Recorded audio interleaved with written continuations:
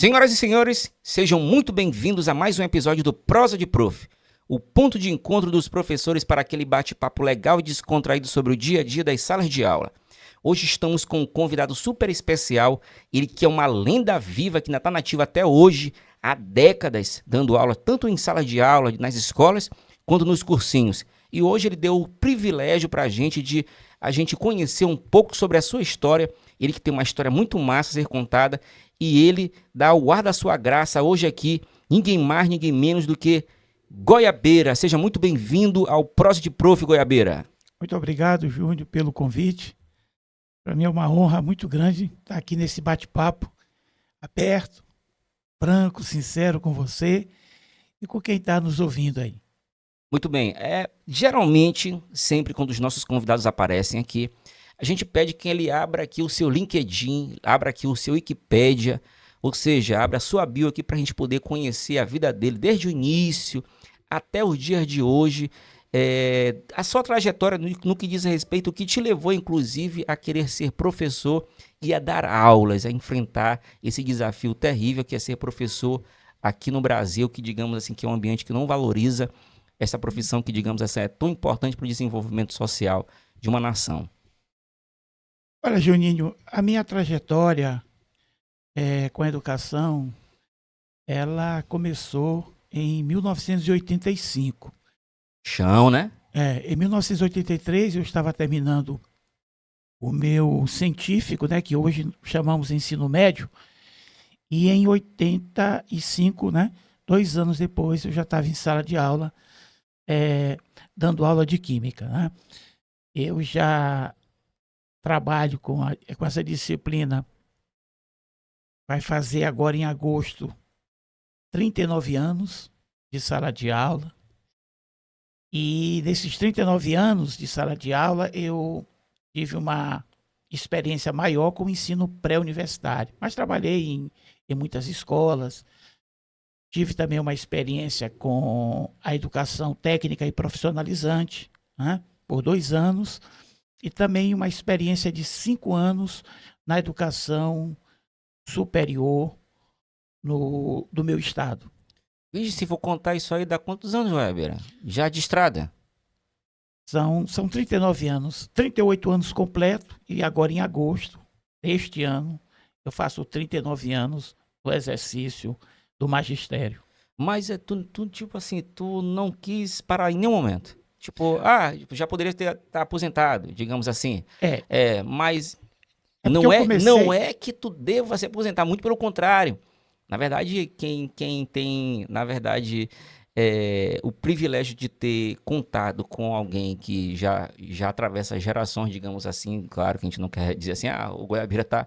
Não, muito pelo contrário. Na verdade, a gente vê que o cara tá jovem aí, com toda a força do pique todo, e arrebentando em sala de aula aí. Eu já assisti algumas aulas tuas, sinceramente.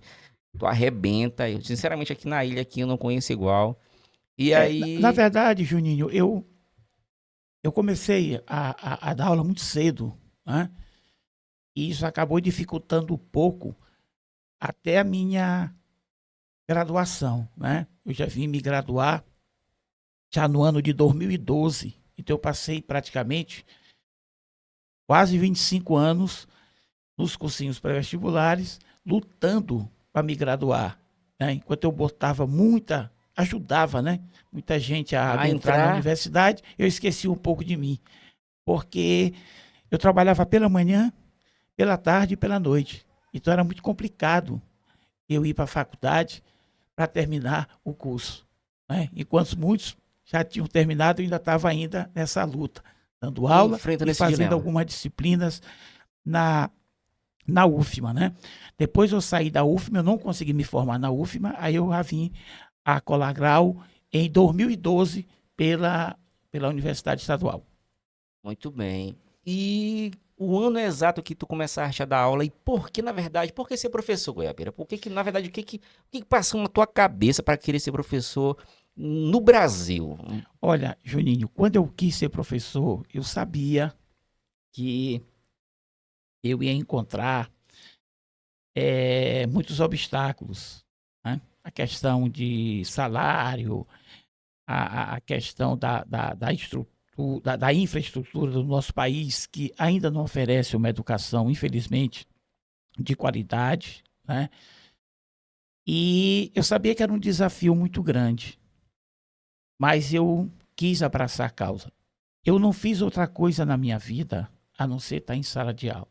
Mas tudo que eu consegui, ou o pouco que eu consegui, foi através de sala de aula. Então, eu sempre digo que eu me sinto muito privilegiado por ter escolhido essa profissão. E a alegria maior é quando a gente encontra um ex-aluno, né, Sem com uma dúvida. profissão definida, bem encaminhado, seja ele o propriamente professor, engenheiro ou médico, seja qual for a profissão, e ele falar, professor Jean, você foi o meu professor. A gente se sente Saber que a realmente gente muito fez parte feliz, né? dessa trajetória, né? A gente se sente muito feliz. Mas eu sabia dos grandes desafios, o que eu iria enfrentar. Mas quando estudante, ainda do, do científico, que hoje é o ensino médio, né? Eu ficava olhando meus professores ali dando aula, sabe? Eu queria estar naquele momento sendo eles, entendeu? Eu tenho ainda muitos ex-professores meus, ainda estão vivos, né? A maioria deles já aposentados, né?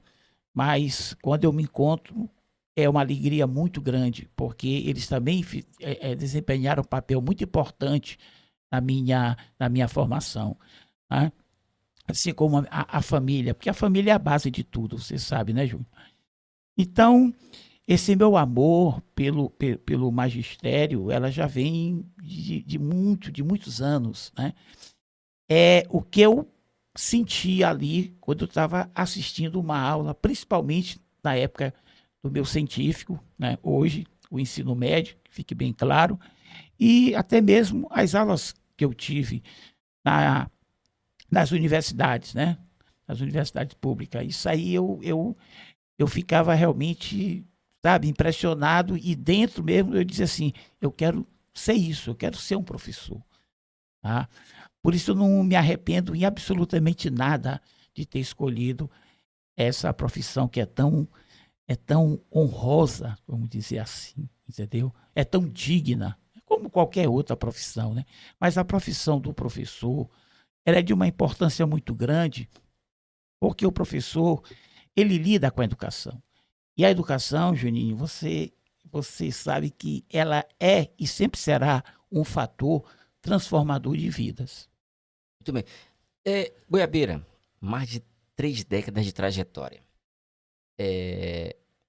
Se a gente for parar pra perguntar assim, valeu a pena? Aliás, vale a pena ainda no Brasil?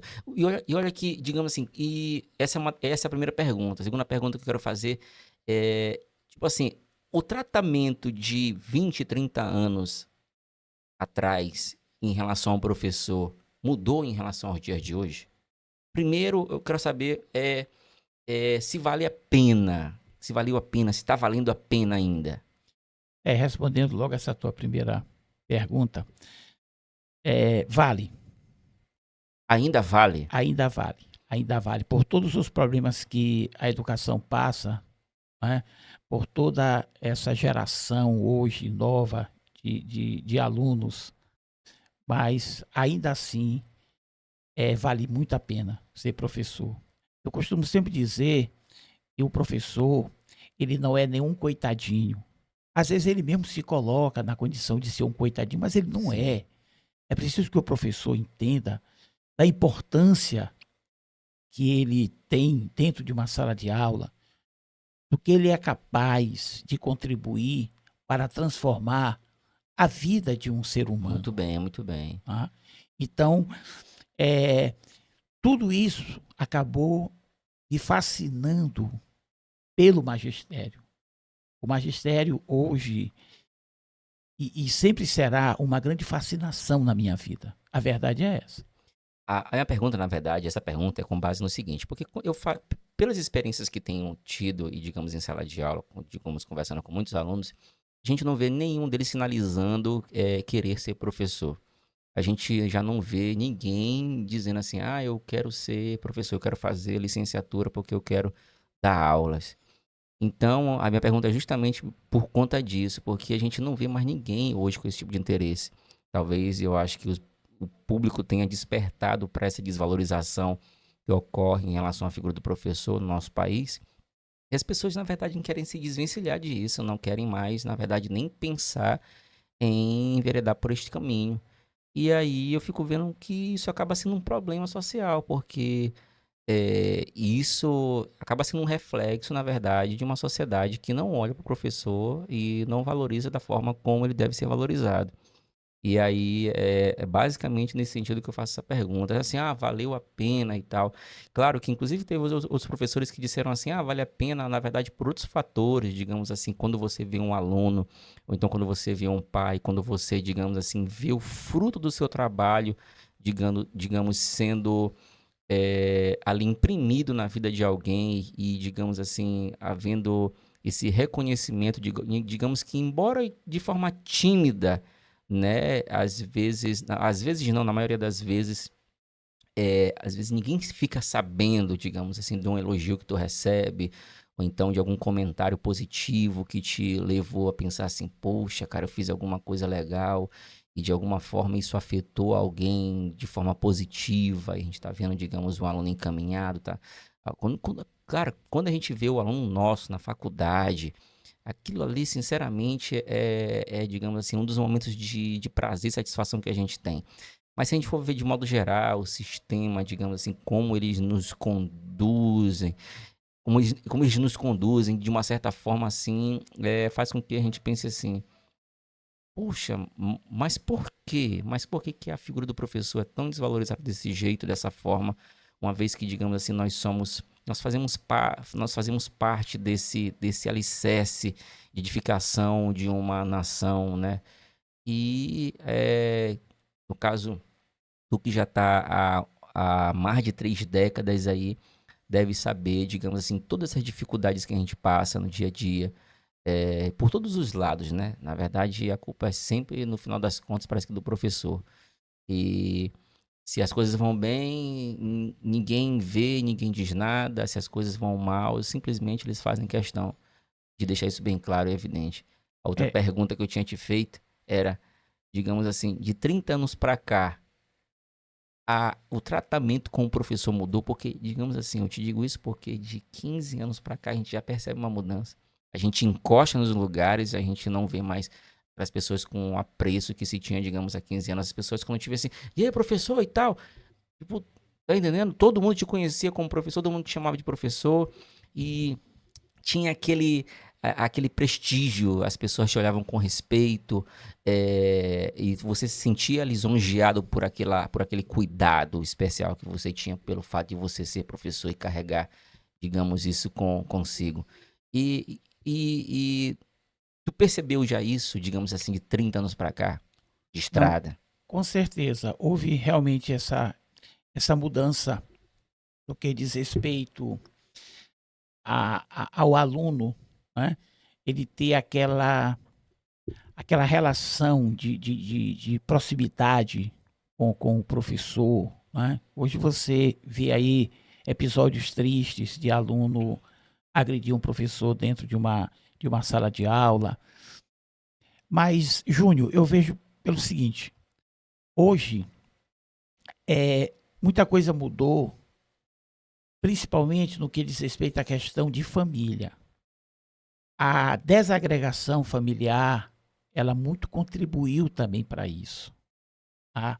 Ó, você vê que eu vou botar há 25, 28 anos atrás, normalmente um casal, ou um pai ou a mãe saía para trabalhar. Né? Não quero os dois. Normalmente o pai corria, né, para o trabalho em busca de dar uma Sustento. estrutura para a família com dois filhos ou um filho, né? E a mãe ficava ali tomando de conta e estava ali dando aquela assistência nos estudos, né, ao adolescente, ao filho. Hoje, isso não acontece pela própria situação do país, né? Pela própria situação do país. Você vê, por exemplo, que hoje, quando um pai sai para trabalhar, tem uma profissão, a sua companheira também sai, tem outra profissão, né? Então, o adolescente, o filho, ele acaba sendo criado, vamos dizer, sem muita cobrança dessa questão de estudar. Você sabe que o adolescente sempre passa por uma fase de muito rebeldia, quando ele não vê ali a presença do pai ou da mãe, dando aquela assistência que deveria, ele acaba se revelando, tendo os problemas dele, e isso tudo chega aonde? Chega no segundo grupo social na qual nós pertencemos, que é a escola. Então eu vejo que a questão do desajuste familiar, quando eu falo desajuste familiar, eu também cito a questão de separação, né? Hoje muitas famílias, elas são desfeitas, né? E aí isso acaba atingindo o filho, atingindo o adolescente, atingindo a criança, tá? E é preciso que isso, da melhor maneira, seja controlado, tá? Porque isso, quer queira, quer não queira, vai afetar no desenvolvimento escolar da vida da criança, da vida do adolescente, tá? Então ele chega na escola muitas das vezes com uma revolta. Eu já tive essa experiência, tá? De alunos mal comportados, e muitas das vezes um aluno desse, ele está muito carente mesmo, de um afeto, de um carinho, tá? De uma compreensão, que muitas das vezes ele não encontra no seio familiar. Você vê que hoje, reuniões, por exemplo, de pais e mestres, você vê poucos pais indo às reuniões. E os que vão são exatamente aqueles em que o filho não dá trabalho. Sabe por quê? Porque o filho vê um exemplo ali do pai, da mãe, está ali na vigília, nas atividades que ele traz para casa, entendeu? Então, é tudo isso. Então, toda essa transformação que aconteceu, eu diria, deste século XXI, esse desajuste na família acabou afetando diretamente a educação, a sala de aula, a escola. Eu acho que isso é um fator que é evidente em relação ao desempenho do aluno e, digamos, a essa mudança de comportamento, porque a gente não via, digamos, há 20 anos, assim, com tanta frequência, episódios, digamos, de aluno agredindo o professor em sala de aula, que, digamos assim, de um tempo para cá, a gente já vê com uma frequência, assim, digamos que absurda. E é um episódio, digamos que lamentável, são episódios lamentáveis, mas que infelizmente acontece, e a gente fica pensando assim, poxa, o professor vai para a sala de aula para poder entregar o seu melhor ali, e a gente tem que, às vezes, enfrentar uma situação como essa, imagina só. E a gente fica pensando assim, esse aluno aprendeu isso aqui na escola ou foi em casa, nas ruas, sabe lá onde? Aí fica o questionamento. Porque ele não vai aprender a agredir um professor dentro da escola. Com certeza, digamos assim, esse nível de violência que ele imprime, digamos assim, em seu comportamento, evidentemente ele deve ver em outros lugares que com certeza não é visto na escola. E essa agressão, se você for analisar, ela está em todos os segmentos de classes sociais. Independentemente daquele aluno que tem pais com pequeno poder aquisitivo, né? Como tem também pais de grande poder aquisitivo. Tá? Eu tive também ex-alunos bastante rebeldes, que deram um certo trabalho em sala de aula e que eram pais, que a gente costuma dizer, né? burguês, da burguesia, mas se revelavam também com sérios problemas, né? E hoje, Júnior, você enfrentar uma sala de aula, você vê aí alunos com muitos problemas, entendeu? Que se a gente for ali estudar a fundo cada situação, né, você fica abismado, né? Então é preciso que o professor hoje ele seja bastante flexível, tá? Para procurar contornar toda uma situação de rebeldia, né? Que só aumenta, a verdade é essa, justamente pela questão do desajuste na família, né? Hoje, um casal, ele não se permite ambos serem tolerantes um com o outro. Eles acham que a melhor forma é a separação. Eu não sou nenhum psicólogo, mas a gente percebe isso, que uma separação de um pai e de uma mãe afeta diretamente um adolescente que está ali acostumado a conviver ali com o pai, com a mãe, mesmo distante, mas eles estão. O adolescente, ele sabe que o pai e a mãe vão voltar ali. Saíram para trabalhar, mas vão voltar. Eu, nas minhas aulas, eu sempre oriento o meu aluno para saber que ele está ali, naquele momento em sala de aula, para receber informações valiosas, precisas, principalmente aquele aluno do ensino médio. Sim, sim. Ele não está ali estudando, ele está recebendo ali informações valiosas, precisas, como equipe de profissionais, somos nós professores, mas é em casa que ele vai fazer o diferencial, tá? E muitas das vezes ele não faz isso, que é estudar. Se ele estuda pela manhã, se ele vai para uma escola pela manhã para receber essas informações valiosas, precisas, ele tem a tarde toda para ele estudar. Mas isso não acontece. Agora, por que isso não acontece? Porque ele não tem aquela cobrança ali. Em razão de que o pai está trabalhando, a mãe também está trabalhando, né? Justamente para dar uma estrutura melhor, né, para os seus filhos, para não faltar nada. Então, quando esse aluno de hoje ele não é cobrado, né, então ele vai aí à revelia, entendeu? E eu acho que também o próprio avanço tecnológico também muito contribuiu para isso, demasiadamente, né? Essa questão das redes sociais, o aluno hoje ele está muito focado em estar dentro de uma sala de aula, mas ali com o celular, né? Quer dizer, ele fica muito disperso naquilo que o professor está para oferecer a ele, entendeu?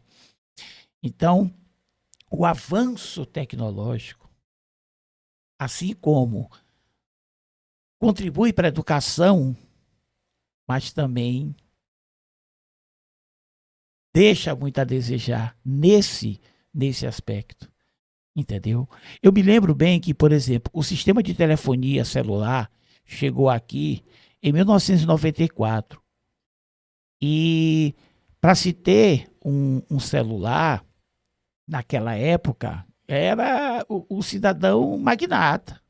Lembra? Era uma fortuna. Que parecia um tijolo, um tijolão, né?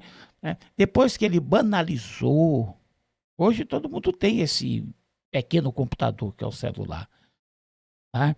Então hoje você vê que o aluno ele já não é focado ali, principalmente no ensino médio, nos 3 anos, né? Ele carrega com ele ali o aparelho que é indispensável para ele. Ele coloca ali o celular como a prioridade para ele, menos as aulas. E isso é um desafio que o professor dessa geração ele vem enfrentando muito. Eu estou em sala de aula, mas eu procuro sempre estar chamando a atenção dos meus alunos. Tipo, gente, por favor, desligue o celular. Eu peço encarecidamente para vocês. Aí eu vou explicar por quê, qual é a razão. Entendeu? Goiaba, tu concorda com essa ideia de reter os aparelhos celulares para poder, digamos assim, o aluno entrar em sala de aula?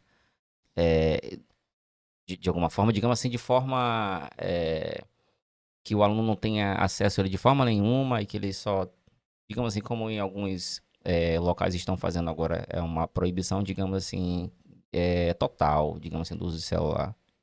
Porque, olha, eu sou a favor, mas é aquela tal história, né? Muitas das vezes, o próprio pai, ele acha um absurdo, né? Ele acha que a escola está usando de autoridade excessiva, né? Ó, eu, por diversas vezes, explicando um assunto na minha disciplina, uma aluna, professor, me dê licença porque eu vou sair, porque minha mãe está me ligando nesse exato momento, né? Aí eu vou dizer para ela não ir, é complicado, entendeu? Então, é um desafio muito grande hoje. Você controlar o uso de celular em sala de aula. E a gente percebe assim que eu acho que é quase que, não que impossível, mas eu acho que é muito complicado pensar na possibilidade, digamos, de uma educação para o uso do celular. Primeiro porque o uso do celular, ele vem de casa. Então, e inclusive tu tocaste num assunto, digamos assim, que eu acho que faz toda a relação com isso, que é justamente a saída dos pais, a ausência dos pais em relação ao dia do aluno, isso dentro da sua residência, na sua casa. Como, digamos assim, os pais saem para trabalhar, os filhos ali ficam basicamente sendo educados o dia todinho, né? Sendo a babá deles é o celular, né? Então, de certa forma, parece assim que ele cria uma dependência daquilo e a falta, digamos assim, de uma orientação para o uso também, isso acaba, digamos, de certa forma, contribuindo para que o aluno ele crie aquela dependência de maneira que em sala de aula ele fique inquieto a ponto de querer ele estar usando o celular, de não ter, digamos, aquele domínio de pensar assim, não, é hora da aula, eu vou deixar aqui o celular aqui no silencioso aqui e tal. E aí, na hora quando terminar a aula, eu posso muito bem pegar e utilizar. E, inclusive, tem alguns professores que utilizam a ferramenta, no caso do celular, digamos, para poder dar as suas aulas. Digamos assim, vou disponibilizar um material aqui para vocês já utilizam, já olham pelo celular e tal. E, digamos assim, o aluno ter a consciência, digamos assim, de ele estar naquele conteúdo que o professor disponibilizou, em vez de estar em uma outra tela que não tem nada a ver com a aula.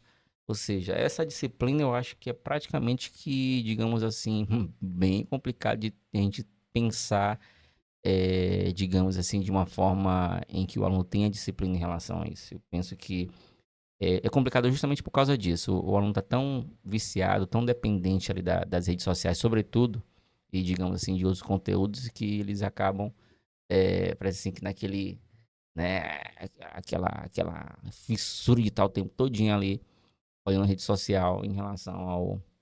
Agora, a tecnologia, eu percebo assim que ela avançou e de certa forma ela acabou incidindo também na educação, porque a maioria hoje, tem muitos professores hoje que estão na internet e as aulas, digamos assim, ficaram até mais acessíveis a todo momento, a todo local. E por que, digamos que não, utilizar essa ferramenta para poder alcançar o aluno? A gente, às vezes, quer, digamos assim, pensando, ele tem que prestar atenção na minha aula aqui e tal. Eu digo, mas e por que não também pensar na possibilidade de utilizar como ferramenta, além em sala de aula? Eu penso assim que são formas, digamos, de a gente pensar em uma educação numa era em que a tecnologia ela tá aí e que não tem como evitá-la, né? Mas é claro, a orientação do professor ali ela tem que ser respeitada. E se, digamos assim, o professor não vai utilizar o celular, não vai utilizar o celular e beleza, bora prestar atenção. Agora fica nesse. Eu penso até que olhando bem é um desrespeito com o professor, ou tô dando aula e o aluno tá ali no celular, digamos assim, como se não tivesse ali, como se nada tivesse acontecendo, né? E de certa forma acaba sendo visto como um desrespeito. Mais uma forma de desrespeito do professor com o professor em sala de aula, fora os inúmeros, né, as coleções que os professores já têm, né?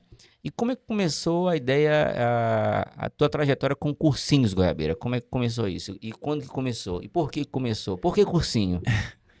Juninho, eu comecei, como eu te falei, no ano, mais precisamente, no dia 3 de março Como é que foi de esse primeiro contato? Como é que 1985, foi esse primeiro eu contato? comecei, não, eu comecei nas escolas, entendeu?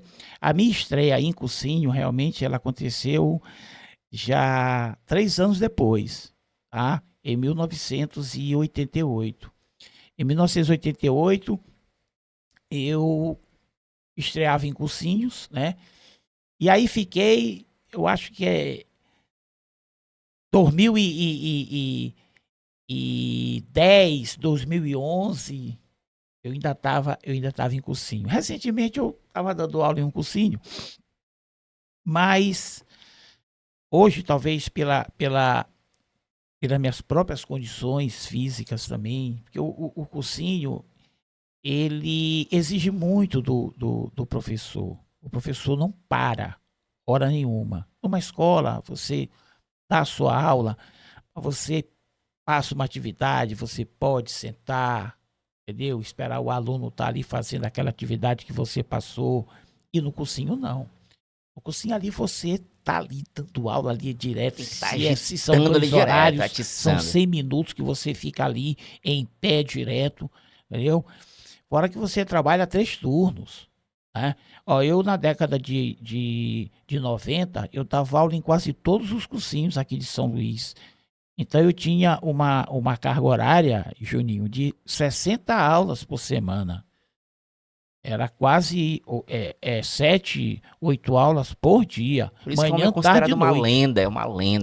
uma lenda viva. Então, mas eu sabia que em um determinado momento eu ia parar, né? Como eu parei, tá? Parei nos cursinhos, mas ainda tenho muito pique para me estar em sala de aula, para contribuir um pouco com a transformação da vida desses jovens, entendeu? Então, por isso que eu ainda não estou pensando em parar, mas eu sei que vai ter um momento que não vai dar mais, né? É que nem um jogador de futebol, ele chega aos 38, 39, 42 anos, até O corpo já 43, começa a pedir. aí já é as pernas que já não aguentam mais, e no caso do professor, não é só as pernas não, o cansaço mental, né? Porque esse é que é que afeta realmente o professor. Ainda mais o professor que trabalha, digamos, manhã, tarde e noite. Manhã, tarde e noite. Para poder, às vezes, ter uma renda que, digamos assim, ele possa custear a sua vida, né? Aí, imagina só. É, aí, imagina só o cara aguentar um trampo desse, um rojão desse por mais de 20 anos. Amigo, não tem estrutura humana que aguente isso. E na maioria das vezes é aquele período que você destina para poder, digamos, planejar as suas aulas, você tem que, na verdade, tirar do momento que você está em casa. Tem locais em que você, digamos assim, não tem aquele momento. Aí dizem, vou planejar aqui. Geralmente, professor, a maioria, eu digo a maioria, eu digo é quase todos. Todos os professores que, digamos assim, como trabalham durante o dia, manhã, tarde, às vezes até a noite, quando tá em casa, ele tem que tirar um momento ali para poder planejar as aulas, porque a aula, tipo assim, não sai do nada, tipo, só não sai do além. E tem muita gente que pensa assim, o professor, ele tem uma magia que ele simplesmente sai de casa, ele já tem tudo em mente e tal. Não, não é assim.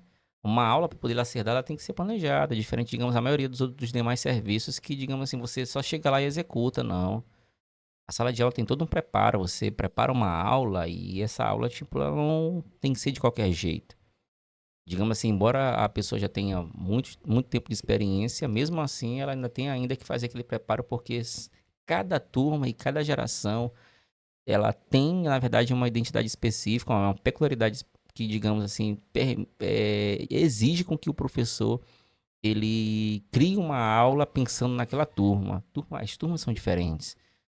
Então, para cada tipo de turma, para cada tipo de identidade de aluno, ele tem que pensar, na verdade, em cumprir o objetivo dele, que é justamente fazer com que o aluno aprenda aquele conteúdo que ele está ministrando. Na verdade, o professor, Juninho, ele não pode parar nunca de estudar, como qualquer outro profissional. O médico não pode parar de estudar, o Sim, engenheiro, o advogado, nenhum profissional ele pode parar de estudar, né?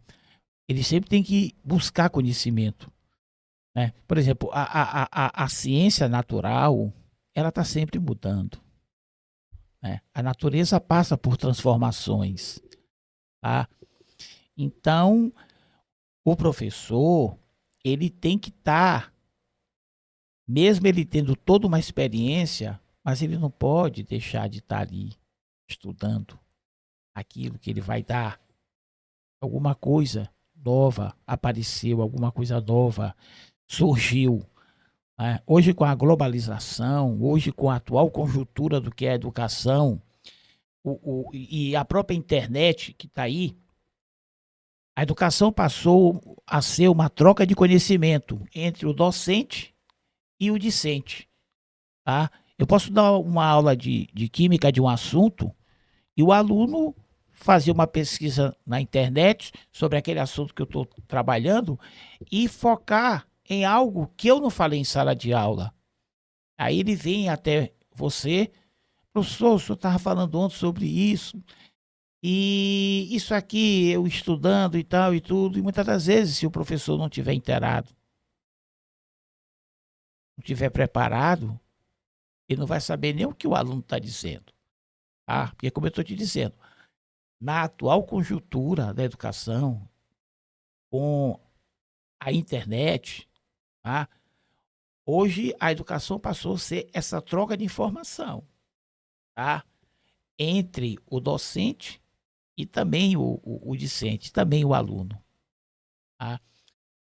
Hoje o professor, e na verdade não é só hoje, sempre foi, ele tem que passar uma segurança ao aluno dele, sabe? É o aluno saber que ele está assistindo ali uma aula, tá? E ele sabe que ali naquele momento o professor está passando uma confiança muito grande para ele. Eu sempre procurei fazer isso com o meu aluno. Tá? Quando eu estava atuando em cursinho, as minhas revisões que eu fazia, que gerava em torno de 100 a 120 a 150 questões que eu teria que responder antes da prova do vestibular, né? Eu me preparava, certo? Eu me preparava, eu sentava, eu antes respondia todas as questões, né? E em cada questão eu procurava saber como eu iria passar isso um macetezinho novo, pro aluno. interessante. É exatamente como eu ia passar isso pro aluno, tá? Então eu procurava me cuidar muito, né?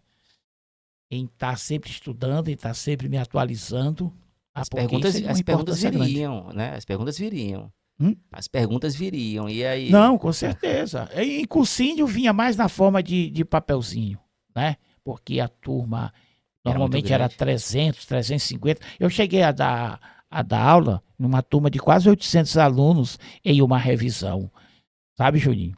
Então, quando eu adentrava no palco, que eu pegava ali aquele microfone, que eu olhava ali aqueles 800 e poucos alunos, Era um 400 e poucos show, era um alunos, show. eu Era um disse, espetáculo. rapaz, aí eu pegava aqui o caderno, abria, primeira questão, mas eu já tinha respondido ali todas as questões. Eu já sabia como é que eu ia trabalhar cada questão na revisão, entendeu? Eu nunca peguei um material assim, avulso e ia por Mandou. tablado para não, de jeito nunca fiz isso, entendeu? E mesmo se eu tivesse hoje na ativa em cursinho, eu não faria eu não faria isso. Hoje nas escolas é muito mais fácil você trabalhar porque toda escola hoje, principalmente da rede privada, ela tem o seu material didático. Material tal, material A, material B, material C, que o professor recebe, né? Já todo respondido, né? O material do professor, entendeu? Então, não tem nem preocupação. né? Mas mesmo assim, pô, você pega uma questão que ela é um pouco complexa, de um grau de dificuldade, né? Aí você olha e, pô, vou responder essa questão para o meu aluno hoje, ou na primeira série do ensino médio, ou da segunda série, ou do terceirão, né? Mas vou tomar o cuidado para saber como é que eu vou explicar a questão, tá? Para que o aluno possa entender, tá? Então ficou fácil hoje você trabalhar na escola, né? Porque, como eu estou te falando, todas elas já têm um material didático, tá? E o próprio cursinho hoje. Eu recentemente trabalhei em um cursinho que, quando eu chegava, já estava lá toda a aula expostas ali, com as questões, entendeu? Com o respectivo gabarito, às vezes até com o desenvolvimento da questão, tá? Mas nos anos 90 era bem diferente, E tá? Goiaba, esse episódio não, na verdade, esse período aí que tinha 800 alunos em um cursinho, quando foi isso, assim? Porque me lembro que eu dei aula em cursinho ano passado, e gente, numa turma imensa, digamos assim, com 100 cadeiras, geralmente tem na casa dos 20, 30 alunos. Ah, mudou muito, mas sabe o que é, Júnior? O que aconteceu? O crescimento, né? O crescimento assustador das universidades particulares tiraram o cursinho de sala de aula. A Ficou mais verdade é essa. fácil a inserção à universidade, ao ensino superior, e aí a concorrência, digamos, de certa forma, que existia muito antes, acabou diluindo, as pessoas meio que evadiram os cursinhos.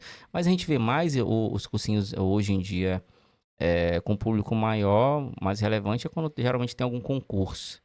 Aí o público procura os cursinhos. É porque o concurso é emprego imediato, é recebimento Já é imediato, retorno não já é com. imediato, Pois é, que nem você botar alguma coisa, né? Todo mundo diz assim: ah, rapaz, um retorno imediato aí é você colocar algo de comida, de alimentação. Todo mundo precisa se alimentar. Eu vejo muita gente dizer: vamos botar um restaurante, porque é retorno imediato. Mas muitas das vezes, se não investir, né, ele não vai ter esse retorno. A verdade é essa, né? E hoje eu vejo, por exemplo, os cursinhos já não são mais como antigamente, com aquele quantitativo de aluno, 400 alunos, 500 alunos numa sala de aula, manhã, tarde e noite, né? e até de madrugada. Os corujões na época que tinham, né? Então, ali é porque ainda tinha, por exemplo, aqui na nossa capital, poucas universidades particulares, né? E aí veio a internet, dificultou mais ainda. Por quê? Sim, Porque hoje um aluno que ele tem em casa uma boa internet, e ele terminou o disciplina para ensino estudar. médio, ele não vai fazer cursinho. Porque aquela aula de química que eu estou dando, ele vai no YouTube, ele assiste com N professores por esse Brasil afora. Então ele fica em casa, entendeu? Ele não vai fazer cursinho. Principalmente aquele aluno realmente que está focado em passar, né? Agora, aquele aluno que ele quer ver alguém, quer sair de casa, depois quer ir ao shopping, aí ele resolve fazer cursinho porque ele quer sair de casa. Mas aquele aluno focado mesmo e ter uma boa internet em casa, ele fica em casa. O próprio pai diz: meu filho. Né? Então, é, os canais de YouTube da vida conseguiram terminar de aniquilar com os cursinhos pré-vestibulares, A pá infelizmente. de cal. É sério, a gente vê muito poucas pessoas nos cursinhos hoje em dia, muito pouca mesmo. A gente vê, É, inclusive, o eu, público, inclusive, é até um pouco mais é, de idade, eu poucos jovens. eu ano passado eu dei aula em um cursinho, numa revisão, e tinha pouco menos de 30 alunos na sala, entendeu? Aí eu vi o quanto houve uma mudança muito grande, né? Pô, eu era acostumado a trabalhar com turma com 400, 500 e poucos alunos. Aí para você dar uma revisão com, com um pouco mais de 30 alunos, né? A diferença foi exorbitante, entendeu? Mas eu vejo que os cursinhos, ele ainda é uma necessidade que um aluno tem, né? Sim, Principalmente aquele sim, aluno que ele foi mal nos 3 anos de ensino médio, né? né? Porque ele mesmo não procurou focar nos 3 anos. É o que eu digo. Ele não passou pelo ensino médio, foi o ensino médio que passou Passou por por ele, ele, né? né? Então ele vai sem nenhuma base, né? Principalmente se o pai não tiver condições de pagar uma universidade particular para ele, né? Então aí ele vai ter que correr atrás. E para ele correr atrás nesses 3 anos que ele perdeu, né? Ele vai ter que correr por cursinho pré-vestibular, entendeu? Para ele estar ali, entendeu? E acompanhar é, as outras aulas do que ele acompanha no cursinho pela internet. Agora, Goiaba, a tua especialidade é química. Por que química? Olha, Júnior, é até engraçado isso, porque eu, no meu primeiro ano, né, de científico, que hoje é o ensino médio, eu tinha muita dificuldade em química, sabia? Eu também tive dificuldade em química. Mas assim, aí tu pode me dizer assim, mas Goiabeira, era o professor? Não, ele até que era esforçado, a dificuldade era minha mesmo, entendeu? Eu sempre gostei, e gosto até hoje, de matemática, sempre, né? Mas eu comecei a ter uma fascinação muito pela química, pelas coisas que eu observava na natureza, entendeu? Sim. Que tudo me fascinava assim até hoje. Uma queima de fogo de artifício, uma palha de aço quando ela tá sofrendo um processo de ferrugem, tu tá entendendo? O comportamento, por exemplo, de um ovo numa água sem sal e numa água com sal, né? Eu, às vezes, trabalho com esses experimentos simples em sala de aula. Eu dou aula, inclusive, no nono ano de ciências, né? Olha que eu nunca trabalhei com ensino fundamental. E hoje eu trabalho com turma de nono ano do ensino fundamental em uma escola. Inclusive, a diretora me pediu, né? E para mim foi um desafio, porque eu mesmo disse para ela que eu nunca tinha trabalhado com ensino fundamental. Mas a gente já com uma experiência, né? Aí a gente acabou se encaixando tranquilamente, né? Mas o que acontecia e o que acontece até hoje no mundo, né, na natureza, nas transformações, isso tudo contribuiu para me abraçar essa ciência como uma amiga, como uma grande aliada. Eu devo muita coisa à química, nós devemos muita coisa à química, porque nós mesmos somos uma química. A verdade é isso. A química é a transformação e o ser humano, ele se transforma. E a partir do momento que o ser humano ele se transforma, entendeu? E essa transformação, ela vem através de quê? Hein? De transformações da química. Tá? Então, a química é uma ciência de uma importância que não tem tamanho, entendeu? E eu sei te dizer que é um amor muito grande que eu sinto por ela. Em Como eu sinto relação, pela matemática também. e em relação aos experimentos, quais são os experimentos assim, que geralmente tu utiliza assim, em sala de aula? E como é que são Não, são, feitos e são tal? experimentos muito simples, porque, na verdade, Juninho, a disciplina, principalmente as ciências naturais, a química, a física e a biologia, muitas das vezes a escola, ela não tem um suporte financeiro para bancar um laboratório, materiais, tá me entendendo? E às vezes eu mesmo trago de casa, entendeu? As aulas de Às química eu vezes, penso ó, por que... exemplo, se eu quero fazer Se eu quero mostrar, por exemplo, que a Jussara é o indicador ácido-base, eu posso chegar, pegar uma amostra de Jussara, colocar em um pires, pegar o limão e pegar o amoníaco e mostrar a mudança de tonalidade na cor da Jussara quando eu adiciono, por exemplo, gotas de limão e depois um amoníaco, ela voltando à cor original. É um experimento tão simples, mas que o aluno ele fica ali preso ali naquele momento, entendeu? Para quem não sabe Então, o que é Jussara aqui no Maranhão é o açaí, que as pessoas, no caso, tem outras localidades do país, nessa variação linguística aqui em relação ao Maranhão, só para o povo saber, né?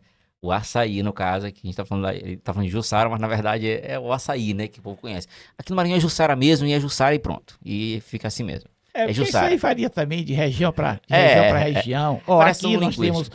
nós temos um município aqui que já é quase divisa a comparar, Carutapera, que eu tive a honra, né, de dar uma disciplina de química pela educação superior, e lá ninguém conhece como Como Jussara. Jussara. É açaí, porque Deixa na ele já fronteira. leva a influência Sim. do Pará, né, que já é praticamente de divisa, né? Lá no cais ali de Carutapera, você pega ali a embarcação e com 20 minutos tu tá em Viseu, já é um município do Pará. Tá? Boa parte dos alunos de química que eu tive lá em Carutapera eram paraenses, entendeu? Então, não se falava praticamente nada do estado do Maranhão, né? Lá em Carutapera. Né? Tu conhece lá? Não. Nunca tive em Mas é Cartapera, não. bom. Vê a oportunidade lá, aí tu vai tomar aquela jussara, só que lá eles chamam de De açaí, açaí. como o povo do Pará. Quais são outros experimentos assim que tu tem assim, cabeça assim, pra poder trazer pra gente aqui como uma experiência assim que tu utiliza assim no dia a dia em sala de aula?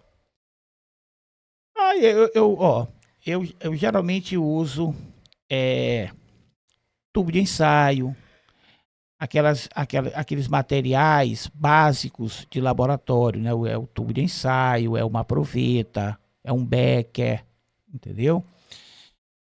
Sólidos como o sal de cozinha, o cloreto de sódio, a areia, que o componente ativo é o dióxido de silício. Né? Às vezes eu mostro muito ao aluno, né? Quando é que um sólido vai ser solúvel ou não em água. Dá para você mostrar essas práticas bem simples ao aluno, entendeu? E não vai ser preciso o uso de laboratório. É bem verdade que o laboratório é um grande aliado das ciências naturais, tanto da química, como da física, como da própria biologia. A gente percebe hoje na internet que a gente tem muitos professores, no caso da área da química, que eles utilizam, na verdade, muito mais experimentos, digamos, para ficar, digamos, mais atrativa e o aluno, digamos assim, não ficar somente na teoria. Digamos assim, quando ele for para a teoria, ele já tem uma noção básica, digamos assim, como aquilo funciona no dia a dia, que eu acho que a ideia, eu acho que o que torna, digamos assim, mais fascinante a química, eu acho que são basicamente esses experimentos que a gente faz. Eu me lembro que, eu acho que nesse caso mais questão, acho que era física, físico-química, já lá de físico-química, ou um professor ensinando, digamos assim, como é que você tiraria um prato que, digamos assim, por acidente ele caiu vergado em uma frigideira e como retirá-lo dali. E, cara, uma coisa tão simples, era só botar ele para esquentar, e aí, no caso, havendo a dilatação ali da frigideira, ele só, né, desemborcaria. Digo, pai, às vezes o cara fica, né, tem algum, digamos assim, um problema desse dentro de casa, e por conta, às vezes, de ele não ter um mínimo conhecimento de física ou química, ele acaba tendo dificuldade de desenrolar, de resolver um problema tão elementar, digamos assim. Nas nossas residências, nós convivemos com a química Sim, pois diariamente. é, A pois gente é. observa transformações químicas, só que passa despercebido, entendeu? Eu costumo sempre dizer assim para o meu aluno, ó, às vezes acontece reações químicas na casa de vocês que vocês Nem nem percebe. imaginam.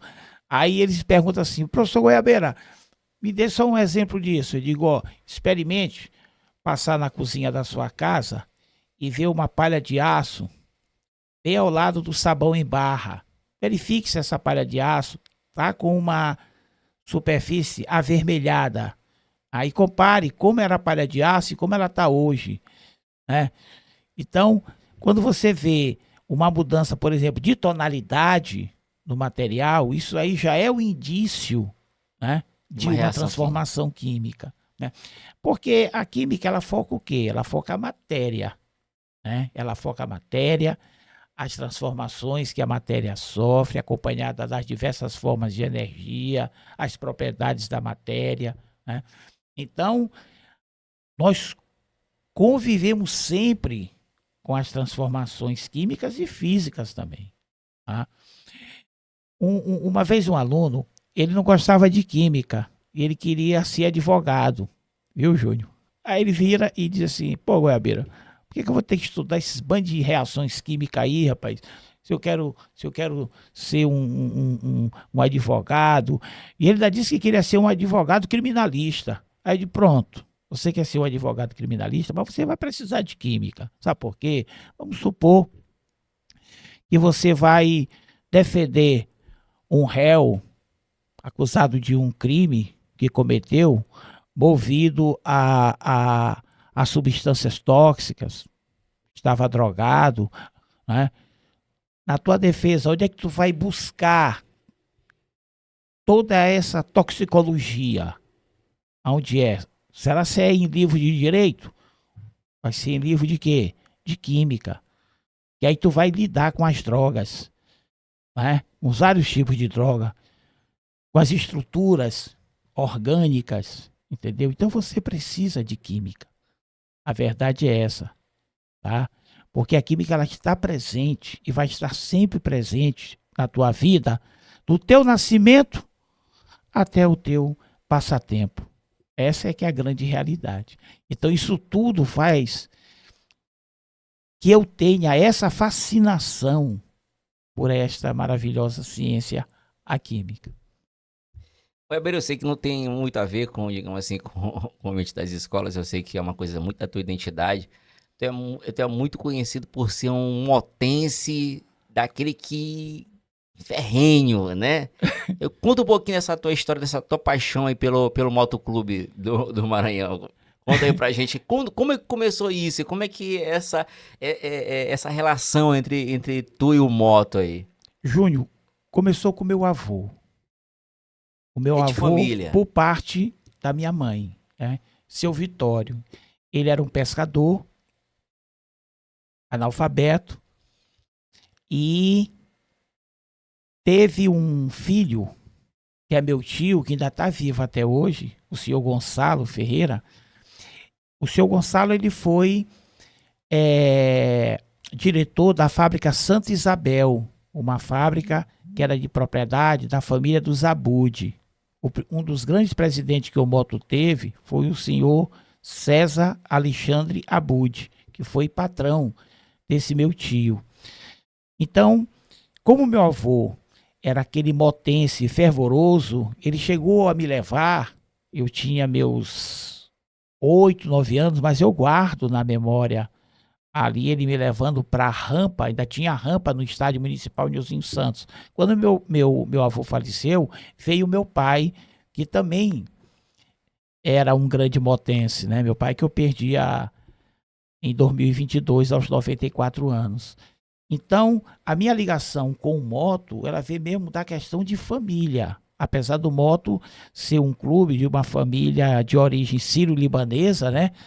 Eu, como eu sou goiabeira, já é a parte mais de judeus, né?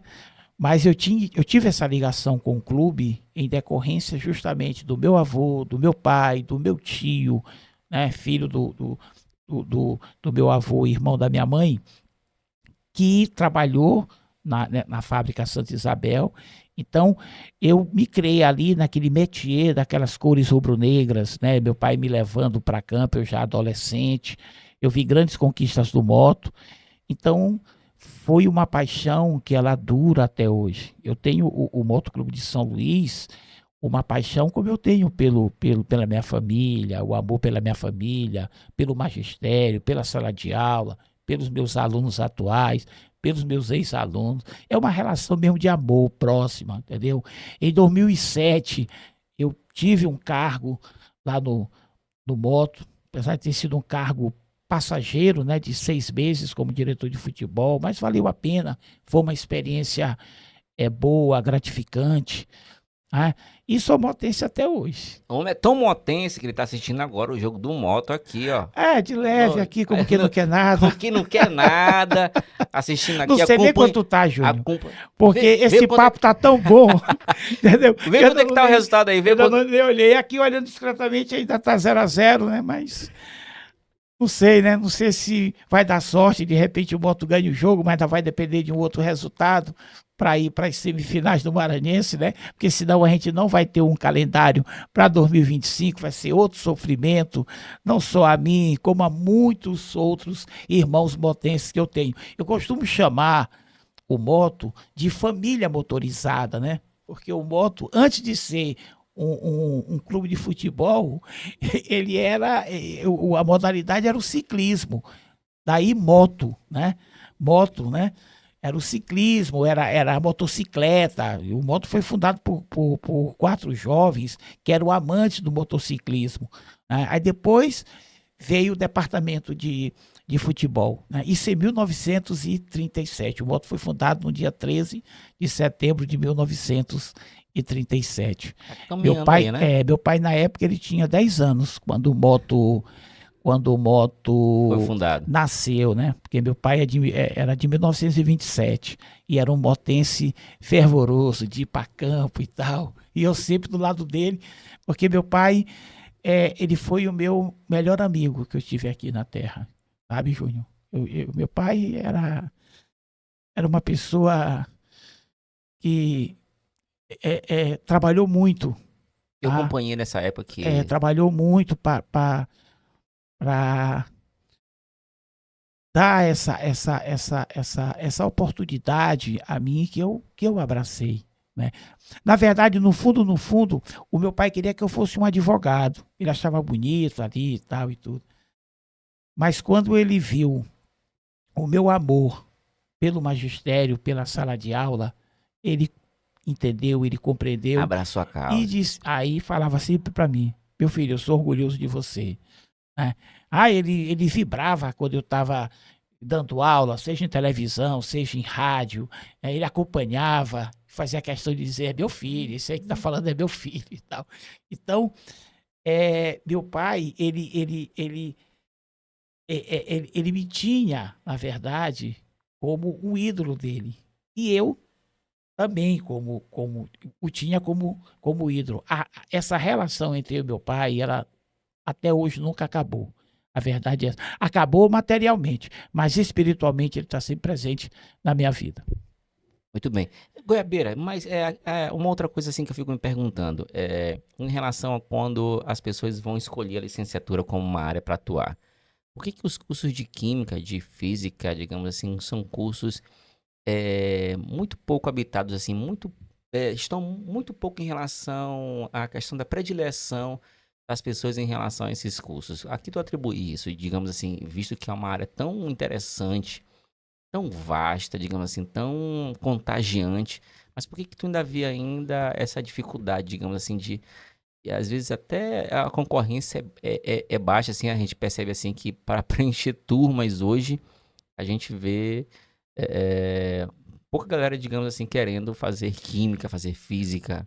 É porque, na verdade, Júnior, o próprio aluno, quando está na última série do ensino médio, em que ele começa a ter que decidir o que ele vai fazer, o curso de graduação que ele vai fazer, a profissão que ele vai abraçar, ele já recebe informações que o professor ele é desvalorizado, que o professor tem um salário muito baixo e que o professor hoje sofre agressões. Né? Então, isso tudo faz com que o aluno acaba criando uma, eu não diria aversão, mas assim, uma preocupação.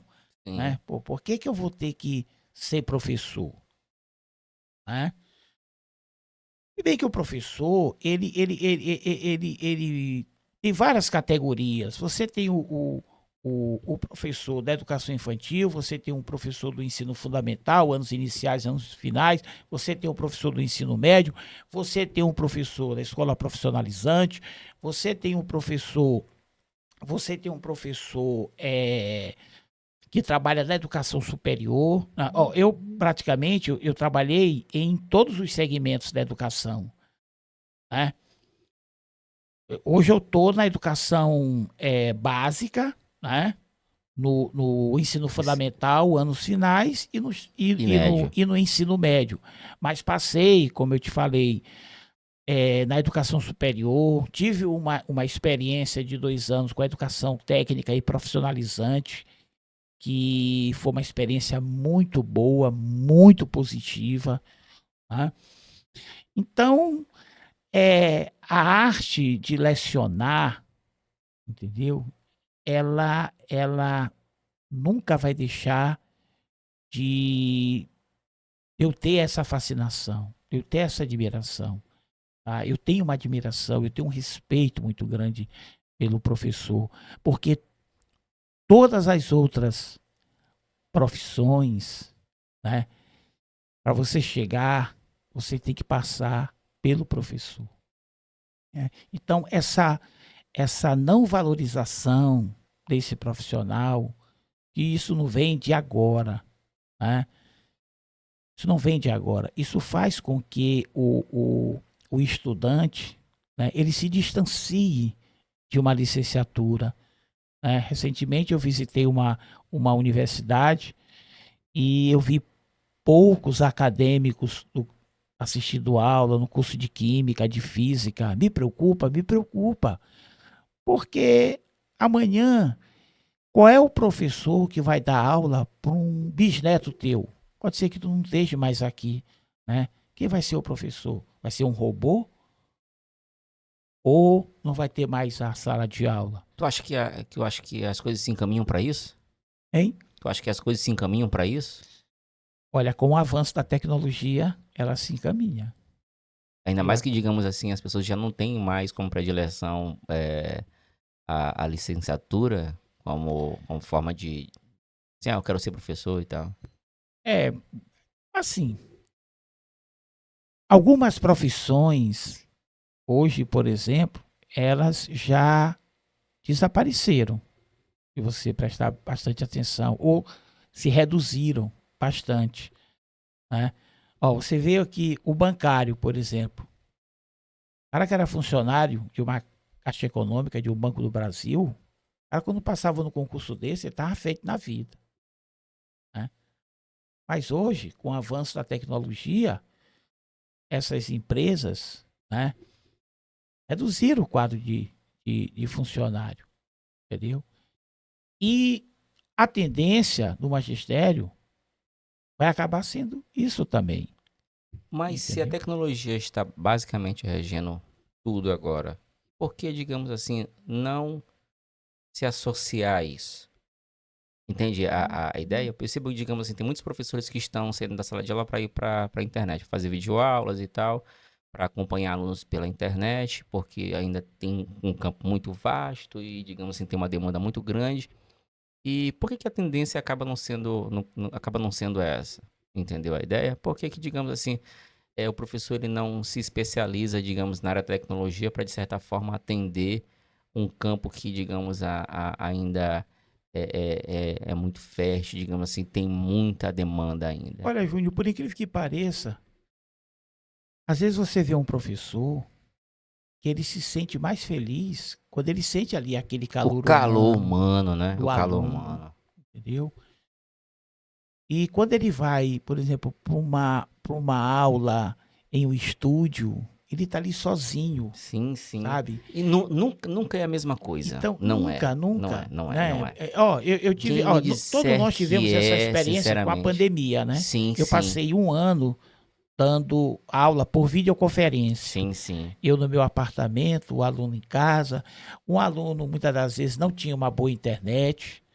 Eu chegava a alguns momentos que eu estava dando aula, que os estava aqui não, eu estava sozinho falando.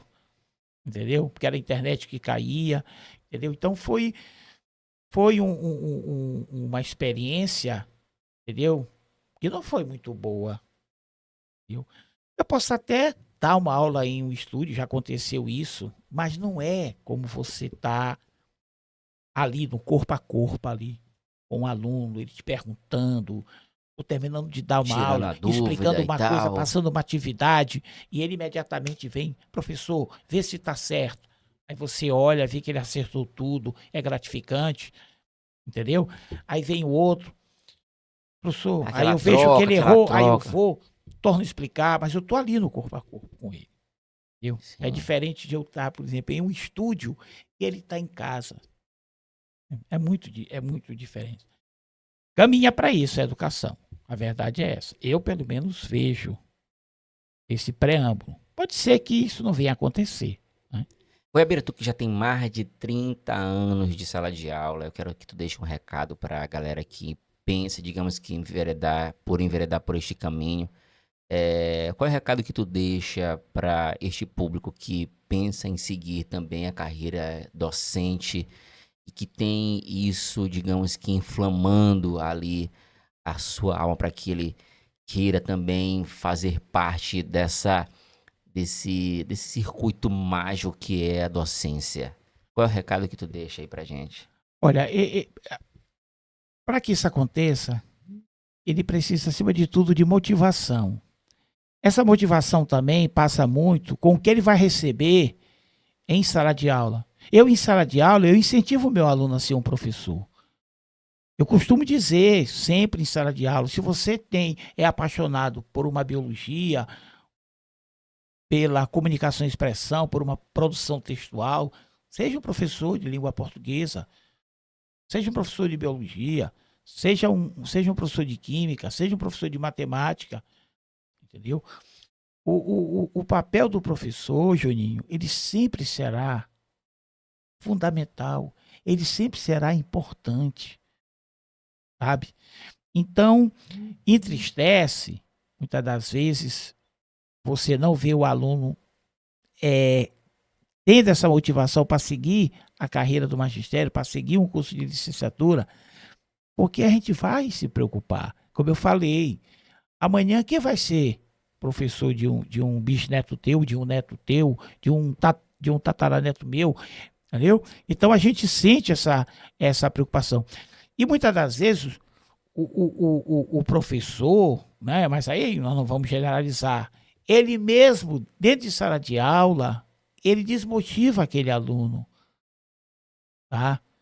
Aí começa a falar que ele ganha mal, que não tem isso, que não tem aquilo. Isso também não deixa de contribuir, né? Porque se eu sou apaixonado, né? Se eu sou ali, eu estou na condição de aluno, estou te vendo tu dando uma aula, tá?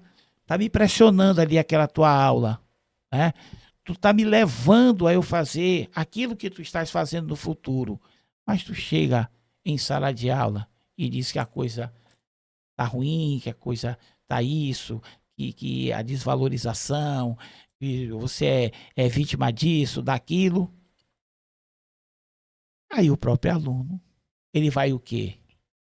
Ele vai ficar desmotivado também, Verdade, né? verdade. Então é uma série de fatores, tá? Eu sempre digo, meu aluno, seja um professor, contribua para você transformar uma vida. O professor, ele transforma vida. A educação é fator transformador de vida, como eu te falei. Weber, pra gente aqui do Prosa de Prof, é um prazer te ter aqui. Conversa massa, foi um prazer te conhecer aqui, tu expor aqui a tua vida aqui pra gente aqui, fazer com que a gente conheça a tua trajetória, trazer aqui pra mesa aqui as tuas experiências. Pra gente aqui é muito gratificante, sinceramente eu me sinto lisonjeado por receber você aqui. Sinceramente, pra mim, é um dos ícones, uma lenda, uma referência aqui em São Luís de ensino. E eu quero muito te agradecer em nome do Prosa de Prof. Queria também te convidar, digamos assim, para um próximo episódio, pra gente bater um papo aqui, super massa aqui, em uma outra oportunidade. E aí, fica aqui a minha gratidão aqui. Quero que tu deixe aqui a tua rede social aqui pra galera de casa aqui te acompanhar nas tuas redes sociais e quiser deixar alguma coisa aí pra poder o povo de casa já te conhecer um pouco mais através das redes sociais. Juninho, olha, eu não sou muito chegado a redes sociais, Facebook, Twitter, Instagram, né? Eu Já tenho não mesmo curte muito? o meu WhatsApp e o meu e-mail, né? Eu gosto, assim, de uma certa privacidade, né? Certo, Mas se bem certo. que em WhatsApp eu sou muito atuante nos grupos que eu Ah, participo, muito entendeu? bem. Eu sou muito atuante. Mas também agradecer muito a você pelo convite, te parabenizar, Nada, né, isso aqui na por essa sua verdade. iniciativa, dessa prosa de professor, né, e quem ficou realmente lisonjeado e bastante feliz desse bate-papo fui eu.